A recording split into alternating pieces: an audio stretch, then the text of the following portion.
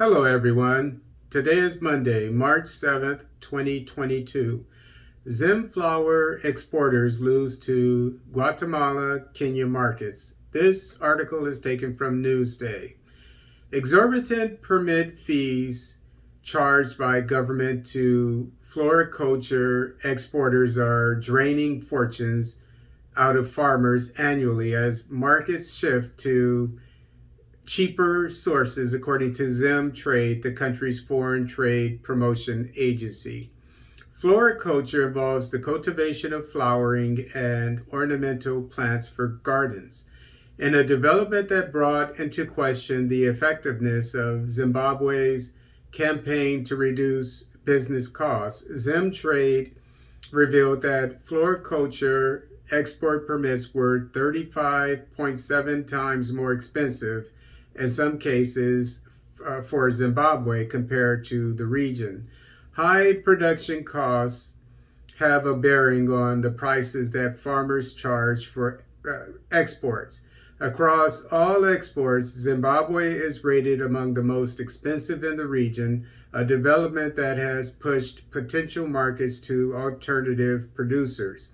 In the case of floriculture, global markets are now trooping to Guatemala, Kenya, and Tanzania, according to Zim Trade Chief Executive Officer CEO Alan Majuru, who revealed that Zimbabwe was even demanding permits for non-strategic crops.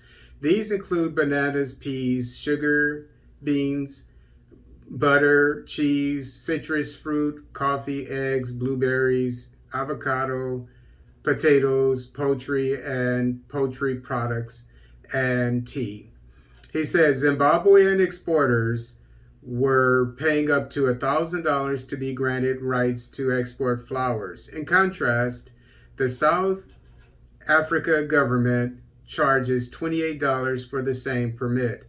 Agricultural products require export permits, including non-strategic products, Majuru, who addressed the Parliamentary Portfolio Committee on Lands, Agriculture, Water, Fisheries, and Rural Development, chaired by Justice Mayor Wadyajina on Monday, said.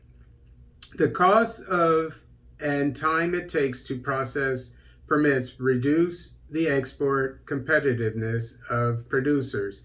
Even when permits are secured, red tape has been another big challenge in Zimbabwe.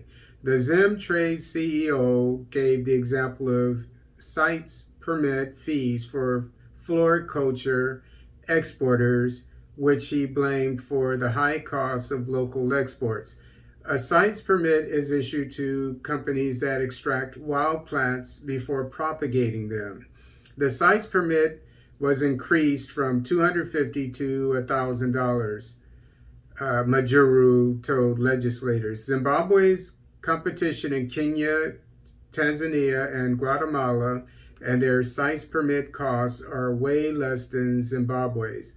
This has resulted in loss of business to these countries. South Africa charges 400 Rand, which translates to $28, or a once-off yearly payment of 8,000 Rand, or $530.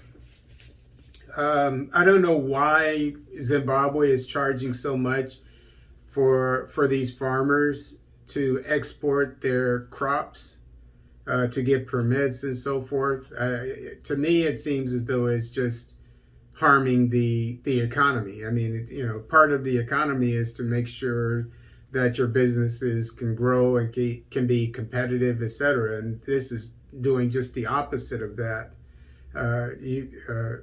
For a business community to be strong, it needs to have low taxes, low fees, and startup costs, etc.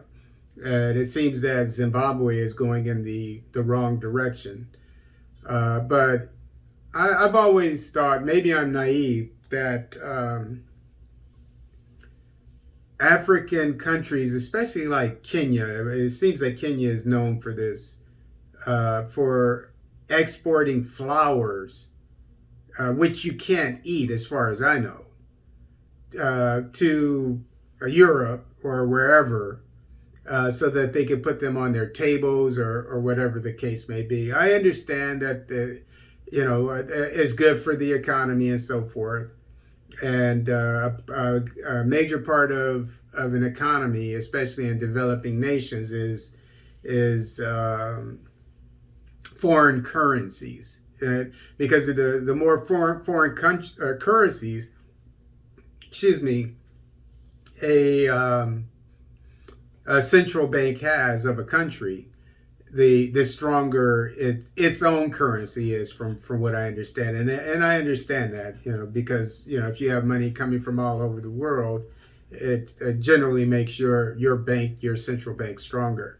At least that's the way I understand it, and I understand that. But to me, what's most important, especially in Africa, and I'm of a certain age, I'm 57, and I remember growing up in the 70s and hearing about famines and so forth, especially in Ethiopia and so forth. And you have the richest continent on the earth with the best soil, etc. So there should be no famine on the African continent. And to this end, it would be good in my opinion, to forego exporting flowers and so forth. Use that land to plant crops that you can eat. You can export them, or you can sell them domestically.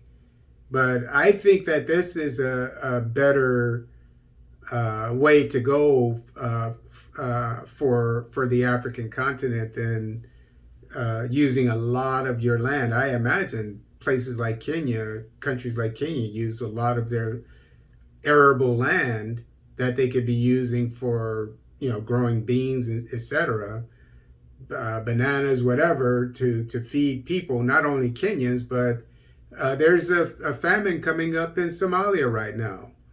And while we're on the point, what we need to support what I'm saying is an